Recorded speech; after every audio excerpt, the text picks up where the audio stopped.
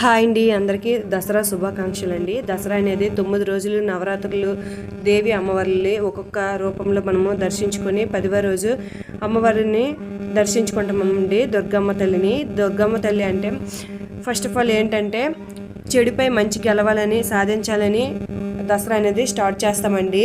దీని యొక్క ప్రత్యేకత, ఈరోజు ఏదైనా పని ప్రారంభించినట్లయితే ఆ పని అనేది సంపూర్ణంగా పూర్తిగా విజయవంతం జరుగుతుందని, పని అంతా పూర్తి అవుతుందనే నమ్మకంతో విజయదశమి రోజు ఏ పని అయినా ప్రారంభిస్తూ ఉంటారండి చాలామంది. మేమైతే ఇక్కడ కట్టమైసమ్మ తల్లి టెంపుల్కి అయితే వెళ్ళామండి. వెళ్ళి బండి పూజ అయితే జరిపించుకున్నామండి. ఎవ్రీ ఇయర్ ఇక్కడే బండి అయితే పూజ చేయించుకుంటామండి.